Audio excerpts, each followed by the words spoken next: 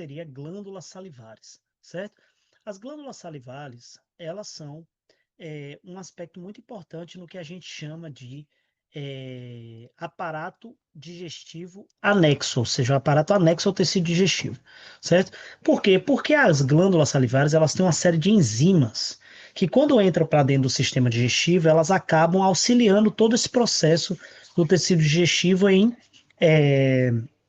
fazer a sua função, basicamente, né? A gente divide elas em glândulas maiores e menores, que é o que nós vamos falar aqui hoje. A gente tem que saber muito bem o que é a parótida e a célula parotídea, que também é um aspecto bastante importante, os condutos e o que seriam as regiões topográficas, né? Do que seria relacionado a cada uma dessas grandes glândulas salivares, certo? O que a gente tem aqui para a gente falar, então? Primeiro, a grande coisa que vocês têm que saber sobre glândulas salivares é que elas estão ao redor, certo? Da boca, formando um aspecto de herradura, desde a que a gente chama da região sublingual, submaxilar e parótida, certo? Então elas formam essa herradura, beleza? As maiores são essas três, que são as mais cobradas, especialmente parótida, que é parótida, submaxilar e sublingual, e menores são incontáveis, são muitas, certo? Então isso também é muito importante. E obviamente relacionar o que seria a cavidade bucal com o que seria glândulas salivares, que também é tema de prova, tá? Beleza. Quando a gente fala de a glândula parótida, aí sim entramos no assunto que é o assunto mais tomado de glândulas salivares, certo? Obviamente que vez por outra se cai glândula submaxilar, glândula sublingual, mas esse aqui é o tema predileto para essa aula e para todos os professores, tá? A grande questão é que a glândula parótida, além de ser a maior de todas, é a que exerce a principal função, certo? Então, falando um pouco sobre, em especial, essa glândula, né? A gente sabe primeiro que ela é a mais voluminosa de todas. Então, isso é um detalhe importante. Segundo, a gente diz que ela está na fossa retromandibular, só cuidado com esse detalhe de fossa retromandibular, porque ela está na região pré-auricular, certo? Então, apesar de ela estar por detrás da mandíbula, ela ao mesmo tempo está pela frente do ouvido. O que muitas vezes vocês pensam que retromandíbula já é atrás do ouvido também, o que não é verdade. Ela é retromandibular, mas ela é pré-auricular, certo? Isso é um detalhe bem importante, você não confundir uma coisa com a outra. Obviamente que o principal local que tem relação entre a articulação temporomandibular e a mandíbula e a parótida é propriamente a rama da mandíbula e a própria articulação, que vai até aqui em cima, né, na relação do osso temporal com a maxila inferior, certo? Beleza. Segundo, uma das grandes coisas que a gente fala sobre glândula parótida é onde ela mora. Como é que se chama a casinha dela? A casinha dela é o que a gente chama de céu da parotídea, certo? A, a céu da parotídea nada mais é do que o local que ela mora, a casa dela. Beleza, maravilha. Além disso, gente, a gente tem que saber um pouco dos limites. Não é uma pergunta mais frequente, mas é bom entender. Primeiro, se você pega da glândula para cima, eu tenho o ouvido, o que a gente chama de CAI, né, que é conduto auditivo externo, e a própria articulação temporomandibular. Tá claro isso? Se eu olho para baixo, gente, eu tenho aqui, passando aqui embaixo, o digástrico, um pouco mais embaixo ainda, o esternocleidomastoideu, certo? E são os dois principais. Lembrando que nesse caso do digástrico é somente o ventre posterior, certo? O ventre posterior do digástrico. Posteriormente à glândula, eu também tenho o esternocleido. Por quê? Ó, gente, presta atenção nisso aqui, ó. O esternocleido está tanto embaixo aqui quanto aqui atrás, entende? Então ele também é tanto inferior quanto posterior. Além disso, posteriormente, a gente tem onde se inserta o esternocleido, que é onde, gente? Na apófise mastoide, obviamente. E porção do que a gente chama de fáscia parotídea, certo? Olha só, esse slide não é um slide muito tomável, inclusive eu passaria direto por ele. Mas saiba que a parótida tem diferentes prolongações. Ela vai um pouco mais para um lado, mais para o outro, certo? Isso é muito importante em relação à parótida. Que são elas a masseterina, a pterigoideia, a faringe e a posterior. Não importa tanto. Não é pergunta, nada de prova essa. Agora, Toda grande glândula, como é o caso da parótida, que é uma glândula grande, ela precisa ter um conduto para drenar, certo? No caso da parótida, o nome desse conduto se chama conduto de Steno, certo? Conduto de Steno. Lembre de Steno, uma coisa estenosada, uma coisa diminuída, nesse caso é conduto de Steno. Agora, a pergunta que se faz é, além de que, qual o conduto externo? Onde ele desemboca entre o segundo ou terceiro molar superior, não é inferior, não é de qualquer lado, ou não é de qualquer lado, que eu digo embaixo ou em cima, é somente superior, certo? Agora, uma outra pergunta que se faz aqui é qual músculo que o conduto de Steno perfura, que no caso seria o músculo bucinador, certo? Opa, saiu errado. Músculo bucinador. Lembre disso, também é uma pergunta muito frequente em prova, tá? Músculo bucinador. Beleza, maravilha. Olha só, outra coisa que a gente tem que estar muito atento sobre isso aqui é que onde, ou seja, qual seria o ponto em comum entre glândula parótida e região faríngea, né? Lembre que ela faz parte do espaço retrofaríngeo, certo? Retro não, perdoe, laterofaríngeo anterior, certo? Então a gente tem dois grandes espaços laterofaríngeos, que é o anterior e o posterior. Ela, nesse caso, faz parte do anterior. Essa imagem que nós temos aqui abaixo é uma imagem muito esclarecedora. Por quê? Porque além de a gente ver a imagem que tem no Latagé, ela mostra primeiro mais ou menos onde está ubicada esse corte que ele está mostrando aqui, que é diferente, por incrível que pareça, desse corte aqui. Esse corte aqui está a mais ou menos aqui. Aqui é mais ou menos a altura de C4, mais ou menos esse primeiro, e aqui a altura é C4 o quê? C2, C1, certo? E aqui a altura de C3. Os espaços laterofaríngeo mais ou menos estão à altura de C3. Quando ele corta a glândula no seu aspecto principal, o que ele está querendo ver? Primeiro, quais os músculos da região mastigadora que tem relação com a glândula, o osso, e como está a passagem do nervo facial, os vasos parotídeos e a apófisis mastoide, certo? Então, o nervo facial, ele passa por dentro da parótida, mas não a inerva, o que é um detalhe anatômico super importante, certo? Muito perguntável em prova. Por quê? Porque como é que ele atravessa e não deixa nenhuma rama para ela? Não deixa. Essas ramas passam adiante, certo? Beleza? Maravilha. Esse é um detalhe bem importante. E sobre espaço perifaríngeo, nós falamos várias vezes já, né? A irrigação da parótida, ela vem parte da artéria auricular posterior, que é rama da carótida externa, e parte da auricular anterior, certo? Principalmente, que também é rama da para a região parotídea, além de auricular, então vai na orelha também, certo? Vai na orelha também. Uma coisa muito, muito importante, vocês têm que lembrar, é que é dentro da parótida que a carótida externa dá as suas duas grandes ramas terminais, e isso é uma pergunta muito importante de prova, que no compartimento parotídeo, a carótida externa se divide nas suas ramas terminais, que quem é? A artéria maxilar interna e a artéria temporal superficial. Muito importante isso aqui, hein, gente? Muito importante. E drenagem venosa não importa, vena temporal. Nódulos linfáticos nunca vi tomar, certo? Agora, a inervação da parótida, preste atenção que eu vou ensinar como é e como as cátedras ensinam, certo? São duas coisas diferentes.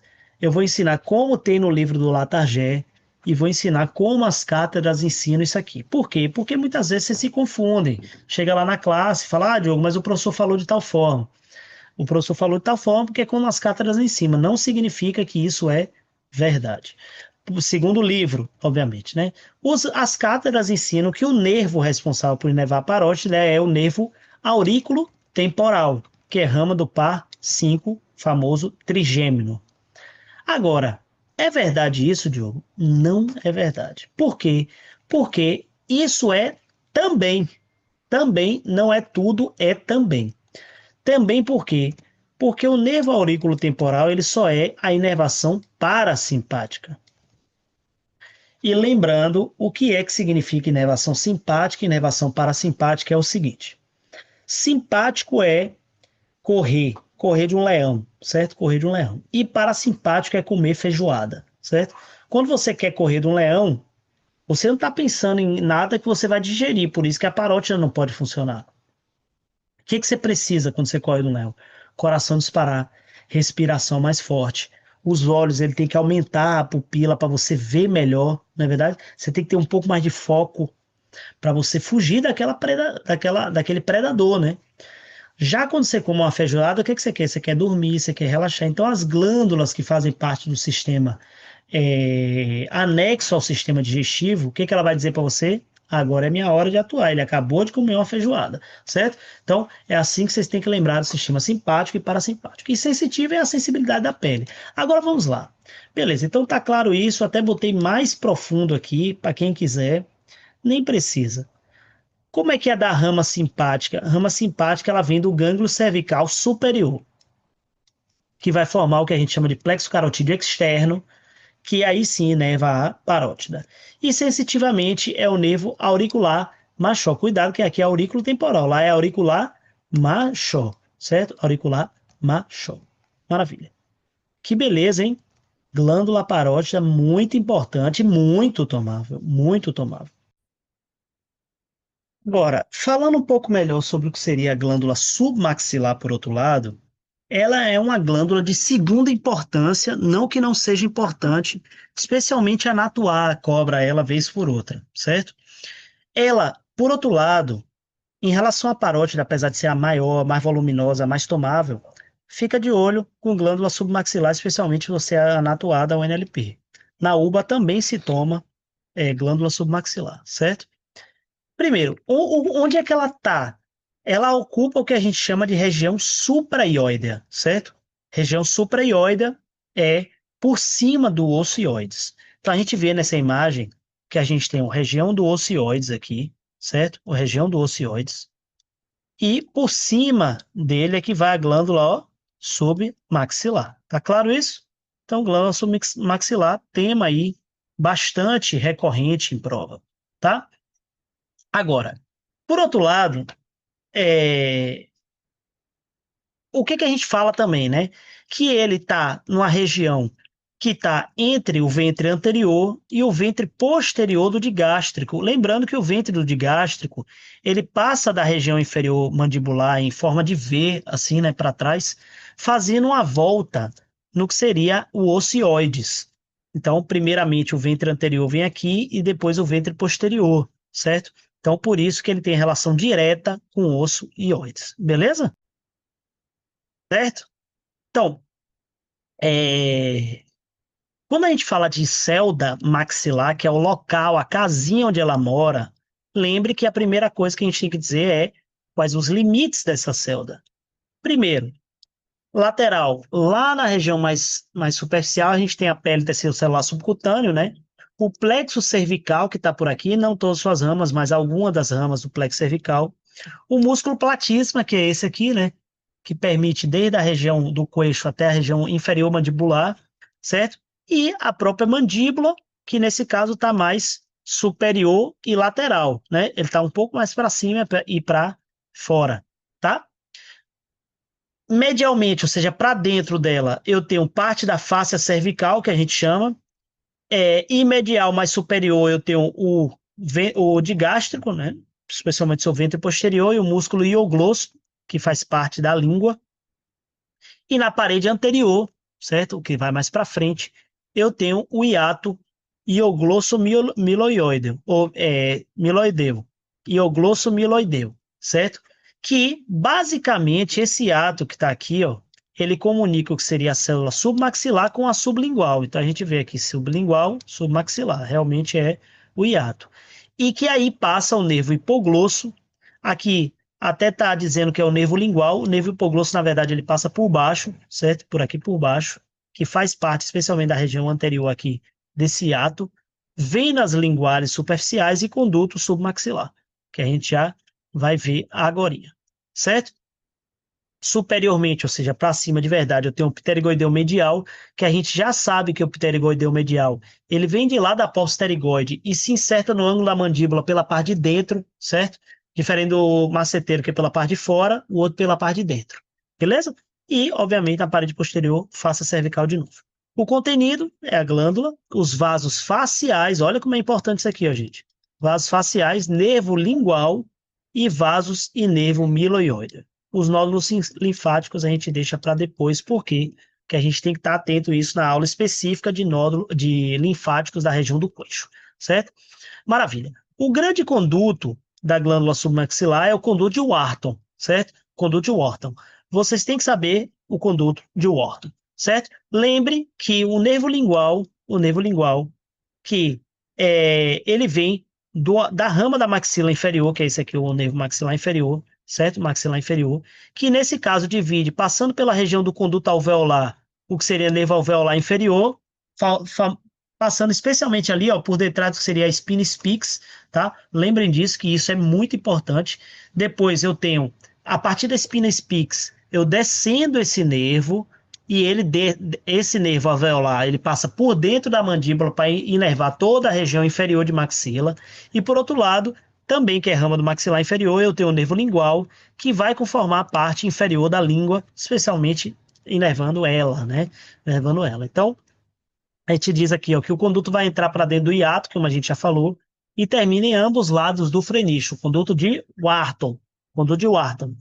Ambos lados do frenício. Frenício é essa trava que tem na língua, certo? Nesse lugar perfura o vértice da carúncula salival, exatamente. A carúncula salival, se você levantar a língua na frente do espelho, você vai ver que tem duas bolinhas ao lado do frenício, certo? Essas bolinhas são as carúnculas salivais. Dá para ver, em algumas pessoas nem tanto, não dá para ver muito não. Outras é bem marcado, certo? Esse conduto tem relações diretas com o nervo lingual, que a gente já falou também, e o nervo hipoglosso. Como eu tinha falado, o nervo hipoglosso conforma a parte inferior da língua, certo? A irrigação está aqui, parte da artéria facial, parte da submentoniana, parte dos vasos nervos submentonianos, e a inervação é o nervo lingual, certo? Linfático da região submandibular. Lembrando, lembrando que a região submandibular faz parte do que a gente chama de linfáticos del queixo, certo? Linfático del queixo. Agora, as glândulas sublinguais, né? Não tem muito detalhe, elas estão a cada lado também do frenício, certo? Por dentro do corpo do maxilar, aqui, ó. Especialmente muito mais sobre o que a gente chama de linha miloioide, certo? Linha miloioidea. E ele tem como limite para cima o surco alvéolo lingual e a carúncula sublingual. Inferior o músculo milo, que é o músculo que tapisa a boca. Lateralmente a gente tem a fossita sublingual da mandíbula. Medialmente tem o gênioglosso, o genioide e o ioglosso, certo? Que são músculos especialmente da língua, no caso do genioglosso e o miloglosso, e o miloioide, perdoe, eles são regiões inferior da língua, beleza?